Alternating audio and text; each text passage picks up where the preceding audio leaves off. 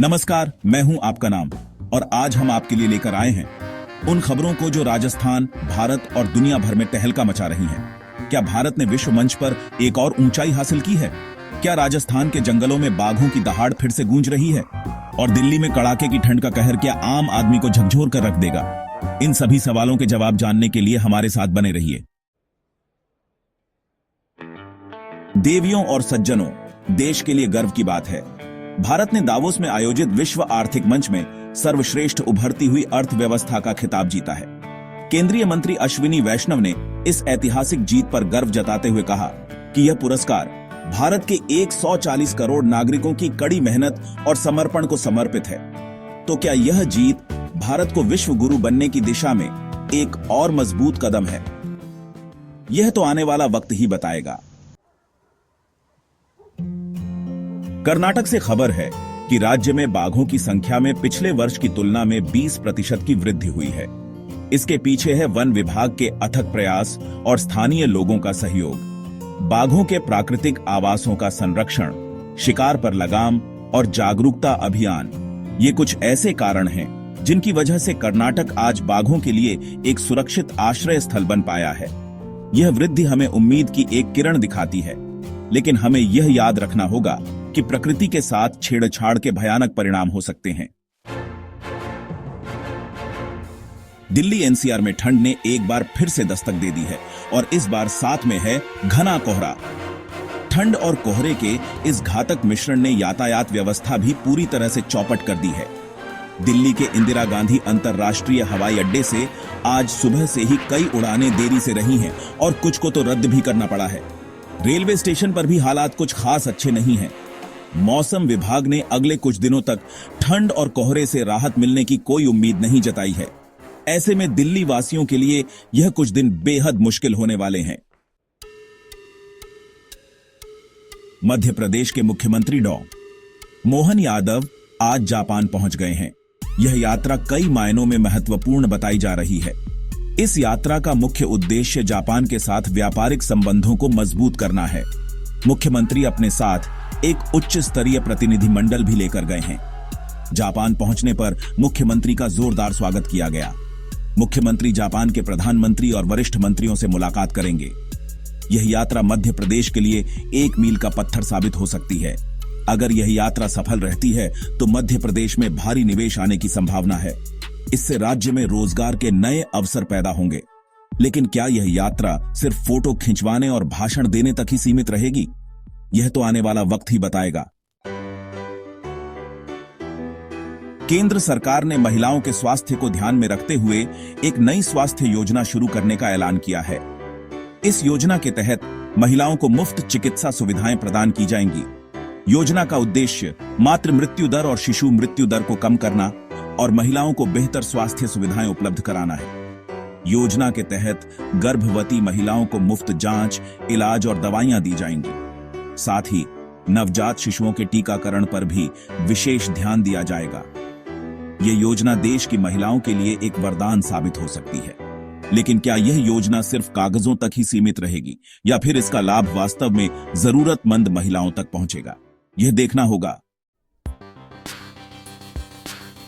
चुनाव आयोग ने राजनीतिक दलों की वित्तीय स्थिति पर अपनी रिपोर्ट जारी कर दी है और इस रिपोर्ट ने कई बड़े राजनीतिक दलों की पोल खोलकर रख दी है। रिपोर्ट के मुताबिक भारतीय जनता पार्टी देश की सबसे अमीर राजनीतिक दल है।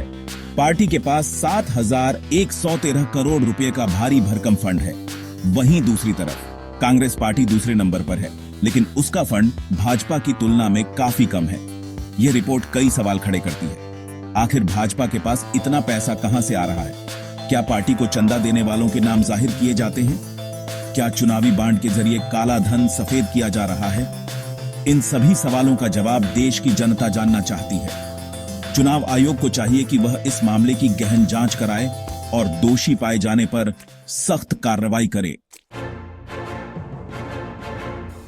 असम पुलिस ने एक बड़ी कार्रवाई को अंजाम देते हुए मादक पदार्थों का एक बड़ा जखीरा जब्त किया है। बताया जा रहा है कि जब्त किए गए मादक पदार्थों की कीमत करीब 7 करोड़ रुपए है। पुलिस को यह सफलता एक गुप्त सूचना के आधार पर मिली। सूचना मिलते ही पुलिस ने नाकेबंदी कर दी और एक ट्रक को रोककर उसकी तलाशी ली गई। तलाशी के दौरान ट्रक से भारी मात्रा में मादक पदार्थ बरामद हुए। पुलिस ने ट्रक चालक को गिरफ्तार कर लिया है और उससे पूछताछ की जा रही है।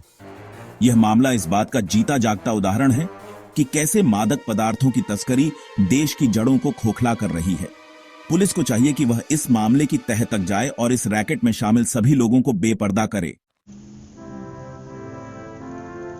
महाराष्ट्र सरकार ने इस साल से अंतर्राष्ट्रीय स्तर पर मराठी फिल्म महोत्सव आयोजित करने का फैसला किया है। यह महोत्सव भारतीय सिनेमा को वैश्विक मंच प्रदान करेगा और दुनिया भर के दर्शकों को भारतीय कला और संस्कृति से रूबरू कराएगा। इस महोत्सव में देश विदेश की चुनिंदा फिल्मों को दिखाया जाएगा और फिल्म निर्माण से जुड़े विभिन्न पहलुओं पर चर्चा की जाएगी। महोत्सव में फिल्म जगत की कई नामचीन हस्तियां शिरकत करेंगी और अपने अनुभव साझा करेंगी। यह महोत्सव न सिर्फ भारतीय सिनेमा के लिए बल्कि पर्यटन के लिए भी फायदेमंद साबित होगा। इससे देश में पर्यटकों की संख्या में इजाफा होगा और अर्थव्यवस्था को भी बल मिलेगा। जयपुर नगर निगम ने शहर को स्मार्ट सिटी बनाने की दिशा में एक बड़ा कदम उठाते हुए स्मार्ट सिटी परियोजना के तहत नए विकास कार्यों का आगाज कर दिया है। इस परियोजना के तहत शहर में स्मार्ट ट्रैफिक लाइट्स, डिजिटल सूचना बोर्ड, मुफ्त वाईफाई जोन और अन्य कई सुविधाएं विकसित की जाएंगी। इस परियोजना का उद्देश्य शहर को सुंदर, स्वच्छ और आधुनिक बनाना है। साथ ही इससे नागरिकों को बेहतर सुविधाएं उपलब्ध कराने और उनके जीवन स्तर को बेहतर बनाने में भी मदद मिलेगी। यह परियोजना जयपुर के लिए एक गेम चेंजर साबित हो सकती है। इससे न सिर्फ शहर की तस्वीर बदलेगी बल्कि निवेश के नए रास्ते भी खुलेंगे और रोजगार के नए अवसर भी पैदा होंगे। राजस्थान सरकार ने किसानों के लिए कृषि ऋण माफी योजना की घोषणा की है। इस योजना के तहत राज्य के लाखों किसानों का कर्ज माफ कर दिया जाएगा। यह योजना उन किसानों के लिए बेहद महत्वपूर्ण है जो कर्ज के बोझ तले दबे हुए हैं और आत्महत्या जैसे कदम उठाने पर मजबूर हैं। सरकार के इस कदम से किसानों को राहत मिलेगी और उनकी आर्थिक स्थिति में सुधार होगा। लेकिन क्या यह योजना सिर्फ एक चुनावी स्टंट है या फिर सरकार वास्तव में किसानों की भलाई के लिए प्रतिबद्ध है? यह तो आने वाला वक्त ही बताएगा। क्या यह योजना सिर्फ कर्ज माफी तक ही सीमित रहेगी या फिर सरकार किसानों की आमदनी बढ़ाने के लिए भी ठोस कदम उठाएगी? यह देखना होगा। उदयपुर को पर्यटन के क्षेत्र में नई ऊंचाइयों पर ले जाने के लिए सरकार ने कई नई योजनाओं की घोषणा की है। इन योजनाओं में नए पर्यटन स्थलों का विकास, होटल और सुविधाओं का विस्तार और विभिन्न कार्यक्रमों का आयोजन शामिल है। सरकार स्थानीय कला और संस्कृति को भी बढ़ावा दे रही है। इससे पर्यटकों की संख्या और रोजगार के अवसर बढ़ेंगे। राजस्थान स्वास्थ्य विभाग ने स्वस्थ राजस्थान अभियान की शुरुआत की है। इस अभियान का उद्देश्य लोगों को स्वास्थ्य के प्रति जागरूक करना और उन्हें स्वस्थ रहने के लिए प्रेरित करना है। इस अभियान के तहत राज्य भर में स्वास्थ्य शिविर लगाए जाएंगे, जहां लोगों की मुफ्त जांच की जाएगी और उन्हें स्वास्थ्य संबंधी जानकारी दी जाएगी। साथ ही लोगों को स्वच्छता, पोषण और व्यायाम का महत्व भी बताया जाएगा। यह अभियान राजस्थान के लोगों के लिए बेहद फायदेमंद साबित हो सकता है। लेकिन क्या यह अभियान सिर्फ कुछ दिनों की चमक दमक तक ही सीमित रहेगा या फिर इसे दीर्घकालिक रूप से चलाया जाएगा? यह देखना होगा।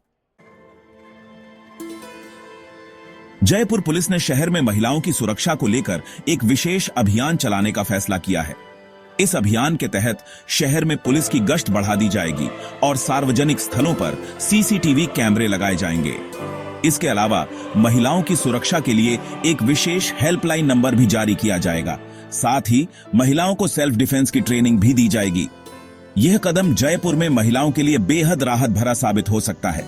इससे शहर में महिलाओं के खिलाफ होने वाले अपराधों पर लगाम लगाने में मदद मिलेगी। लेकिन क्या यह अभियान सिर्फ एक दिखावा बनकर रह जाएगा या फिर पुलिस वास्तव में महिलाओं की सुरक्षा को लेकर गंभीर है? यह तो आने वाला वक्त ही बताएगा। राजस्थान विधानसभा का सत्र आज से शुरू हो गया है। इस सत्र में कई महत्वपूर्ण मुद्दों पर चर्चा होने की उम्मीद है। सरकार कई नए बिल भी पेश कर सकती है। विपक्ष ने सरकार को कई मुद्दों पर घेरने की तैयारी कर ली है। किसानों की समस्या, बेरोजगारी, महंगाई और कानून व्यवस्था जैसे मुद्दों पर विपक्ष सरकार को घेर सकता है। यह सत्र काफी हंगामेदार रहने की उम्मीद है। सत्ता पक्ष और विपक्ष के बीच जमकर तू-तू, मैं हो सकती है। लेकिन क्या यह सत्र सिर्फ हंगामे और शोर शराबे तक ही सीमित रहेगा या फिर इसमें जनता से जुड़े मुद्दों पर भी गंभीर चर्चा हो पाएगी, ये देखना होगा।